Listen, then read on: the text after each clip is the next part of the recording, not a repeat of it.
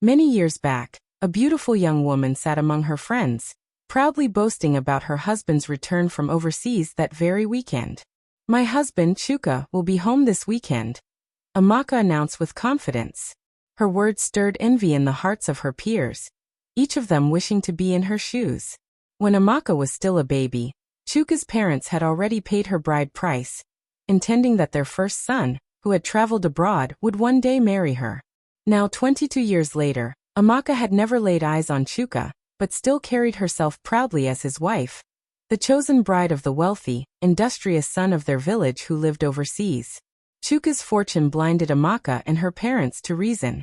One elder once mocked her father, asking, "How can a man who's been abroad for over 2 decades suddenly return to marry your daughter?" But her father paid no attention. All that mattered was the dream that Chuka would take Amaka with him abroad. When the day of his homecoming arrived, Amaka and her family invited cultural dance groups, while Chuka's parents called their kinsmen to join in the celebration. At last, Chuka arrived in the village.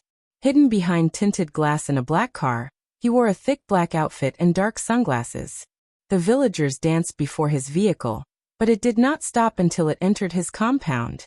Chuka hurried inside, locked himself in a prepared room, and peered anxiously through the window blinds. The entire village filled his grand compound with drumming and dancing. Chuka had earned immense wealth abroad, and built the largest mansion in the community.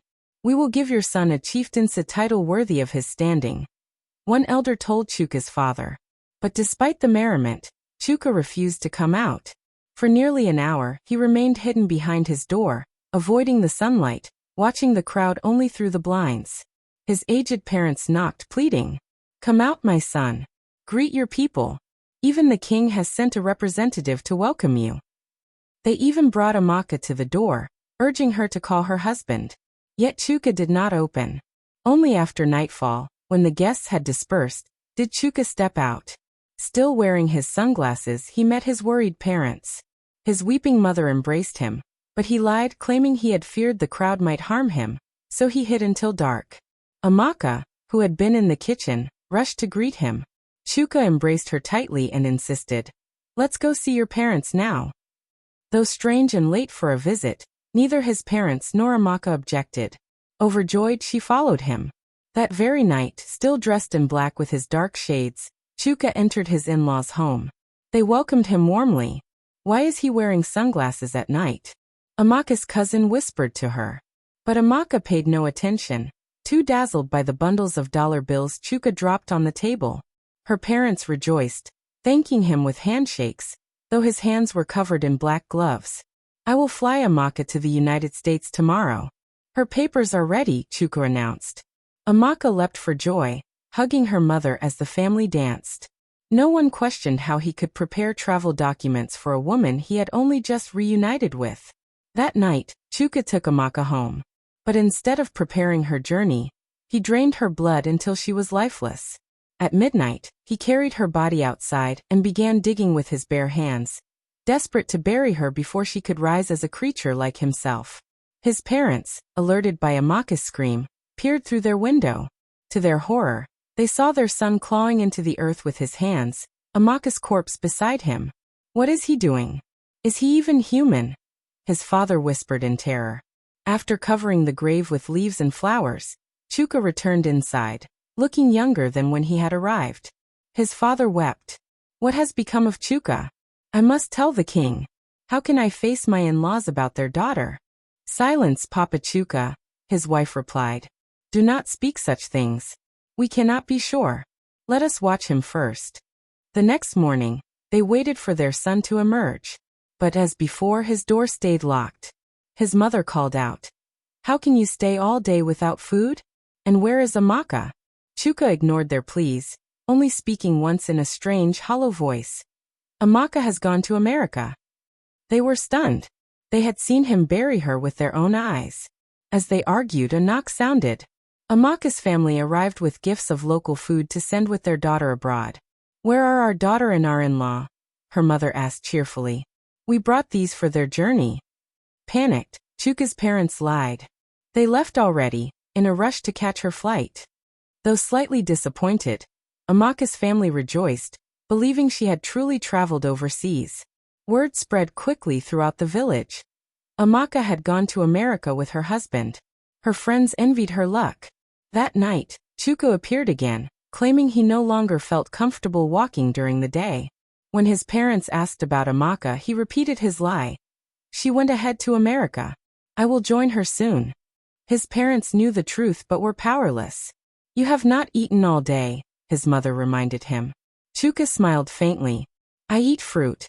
In America, people do not eat the kind of food you cook here. That night, restless and hungry, he tried to slip out. But his father warned, do not. The vigilantes are strict now. If they catch you wandering at night, they will hand you to the police. That will disgrace our family. Starving, Chuka lay awake. He did not want to feed on anyone in his village. To turn them into what he had become would expose him. He believed all he needed was someone whose blood he could drain and then bury, ensuring they would never rise again. With that thought, he began pacing around the house, searching for their housemaid. She was an elderly woman who came daily to prepare meals for his parents. Unaware that his parents were quietly observing him, he finally spotted her scrubbing the pots she had used for dinner before heading home. Overcome by a fierce thirst for blood, Chucker leapt on the unsuspecting woman and tore into her without hesitation. His horrified parents, standing just behind him, let out terrified screams. Turning toward them with fury in his eyes, Chucker glared, only for a sudden knock to sound at the door. The housekeeper's son had arrived, calling for his mother. He often came to accompany her home. Chucker's parents exchanged anxious glances, realizing the danger. Acting quickly, they intercepted the young man at the door. When he tried to step inside, they blocked him and said, Your mother already left. She mentioned going to see Mama Yuke down the road. Suspicious, the boy walked away slowly. His mother almost never visited anyone after work. They watched him leave, not expecting the horror that followed. In a blur, Chucker darted past them like the wind, seized the boy, dragged him inside, and fed on him just as he had done to his mother. His parents wept bitterly, begging him to explain what had become of him, and why he was destroying innocent lives. Yet, no matter the pain in their hearts, they couldn't bring themselves to alert anyone or risk their only son being executed. They concealed his crimes, clinging to the love they had for the child they once sent abroad with so much hope. By morning, the housekeeper's other son came to ask why his mother hadn't returned home.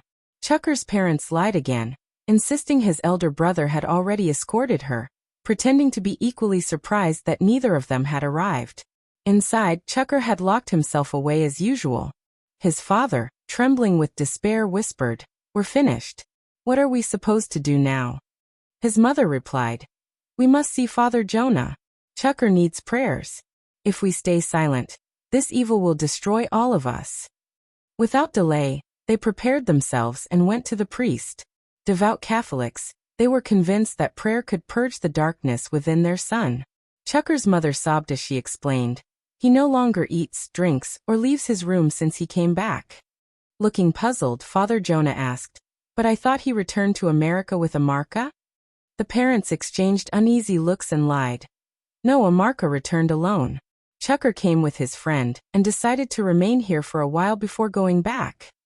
Father Jonah gave a gentle smile and promised to visit later that evening.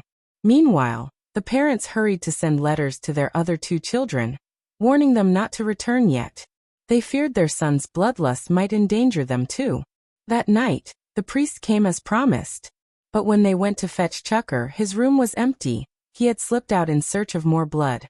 The parents pleaded with Father Jonah to pray in his absence, so he did, sprinkling blessings throughout the room before taking his leave. Driving home, he suddenly spotted a shadow dart across his car. In their village, only he and the king owned vehicles, so it was easy to stop in the middle of nowhere without fear of theft.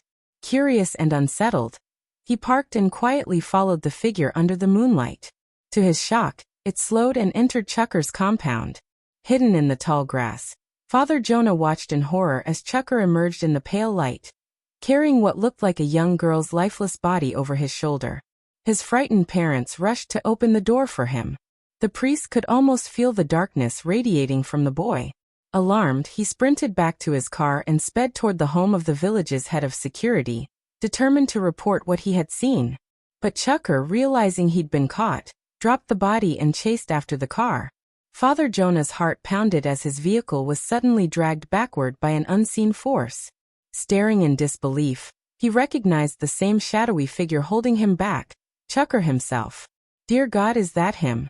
Father Jonah whispered in terror, slamming the accelerator to break free. The car lurched forward, and he swerved into the nearest compound, honking frantically for help. Yet before he could escape, Chucker's grip froze the vehicle in place. Father Jonah scrambled out, screaming, "Help! Somebody help me!" But Chucker lunged, raking deep claws across his back.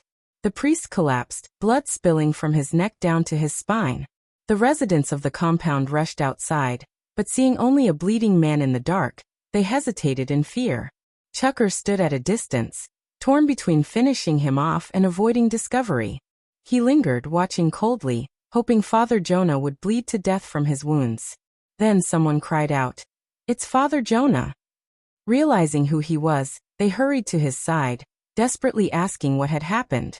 Struggling to speak, he gasped, "I was attacked by Chu," but fainted before finishing the name. Chucker, still lurking, listened closely. Relieved that his name had not been fully revealed, he slipped back into the night and returned home. The villagers rushed Father Jonah to the hospital, where doctors treated his wounds as he lay unconscious. That same night, young men armed themselves and scoured the forests, believing a wild beast had attacked the priest. Meanwhile, Chucker grew restless at home. He knew it was only a matter of time before Father Jonah regained consciousness and exposed him. The thought of daylight terrified him. Without the special cream he had bought at great cost, he could never walk beneath the sun again. Tears rolled down his face as he clutched the jar of ointment that had allowed him to travel home by plane. Finally, trembling, he turned to his parents. "You must go to the hospital and kill Father Jonah. He will reveal me," he begged. "We'll go," his father answered gravely. "But first we must know the truth. Why do you drink blood instead of eating food like other men?" Chucker lowered his head and whispered, "I am sick, Papa. I'm terribly ill. That's the reason I came back home. In America, I became a wanted man because I had taken many lives." His mother broke down in tears. Both parents swore they would do anything to shield him. "We'll take food to Father Jonah as loyal parishioners. Once he accepts it, our meal will be poisoned," Chucker's mother said with certainty. By dawn, Chucker's parents were ready to leave with the food prepared for Father Jonah. Just before stepping out, there was a knock at their door. Their housekeeper's family had arrived, accompanied by village elders, to ask about the missing housekeeper and her son. Chucker's parents acted heartbroken, pretending to grieve over the disappearance. The elders explained, "We came to inform you first because we are going to consult the highest deity of our land to discover what happened to your housekeeper, who is our daughter and her child." But Chucker's parents, eager to carry out their plan against Father Jonah, barely listened. As soon as the visitors left, they rushed to the hospital. Unfortunately, they were too late. Father Jonah had regained consciousness and revealed everything about Chucker to the villagers. The vigilante group quickly surrounded Chucker's parents and arrested them. Forced to the front, they were marched toward their home as the villagers followed behind, chanting and ready to capture Chucker. From his hiding place, Chucker peeked through the window, shielding himself from the sunlight. His anger boiled. "My parents are pathetic. They failed to protect me. Useless people." Furious, he kicked everything around his room. But Father Jonah had already warned the community about how dangerous Chucker was. The vigilantes and village youths surrounded the house while others stood at a distance, watching. Chucker, dodging the sunlight, quickly locked every entrance. The frightened youths shouted for him to open the door, but he refused. Soon they began tossing dry leaves soaked in kerosene and lit with matches inside. Within minutes, flames engulfed the entire house. Chucker's parents wept and begged for mercy. When the fire reached Chucker, his screams of agony filled the air. But deep inside, he knew his wounds would heal once he fed on blood. He was only stalling, waiting for darkness to fall so he could slaughter them all and escape. But the fire raged on. As the heat grew unbearable, Chucker attempted to climb onto the darker side of the roof. The youths pelted him with stones until he fell. The moment he hit the ground, they charged to attack, but instantly his body dissolved into thick, dark smoke and vanished. The villagers fled in terror. Only his parents remained, stunned that their son wasn't human at all. Later, they led the villagers to the back of their farm, where they revealed hidden graves. The entire village was horrified when the bodies were dug up. Each corpse had been decapitated, heads buried separately from their bodies. Worse still, the heads spoke and the bodies moved. It was something no one had ever witnessed before. To cleanse the land, the villagers carried the remains deep into the evil forest and burned them. As for Chucker's parents, they were banished forever, forbidden from stepping foot on their land again. Meanwhile, Father Jonah was miraculously healed and discharged. The doctor who treated him was shocked at how quickly his deep wounds had closed overnight.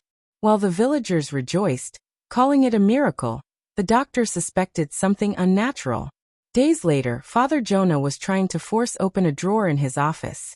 He hammered at it in frustration, until he angrily yanked it apart. The drawer split in two, cutting his hand deeply. He reached for his first aid kit, but before he could even touch the wound, it had already healed. Terrified, he began researching what was happening. His findings left him shaken. He was on the verge of becoming a vampire. The only thing keeping him human was that he hadn't yet died. The moment he did, his body would heal itself, rise again, and he would crave human blood like Chucker. Relieved that it would only happen after death, he wrote a letter to his family and the church. Within 5 minutes of my death, cut me into pieces and bury my head apart from my body. Strange as the request was, they promised to honor it. But fate had other plans. A month later, Father Jonah was inspecting a church building under construction with several parishioners. Without warning, the structure collapsed. People rushed to save him, but he had already been fatally struck by a metal rod that pierced his skull. Rescue efforts were delayed by the debris. By the time they reached him, it was too late. Father Jonah's final request could not be carried out in time. And just as he feared, he had already transformed. Keeping silent in the face of evil, just because it involves someone you love, is true wickedness. The secret Chucker's parents chose to hide destroyed Father Jonah's life. Thanks for watching. Please subscribe.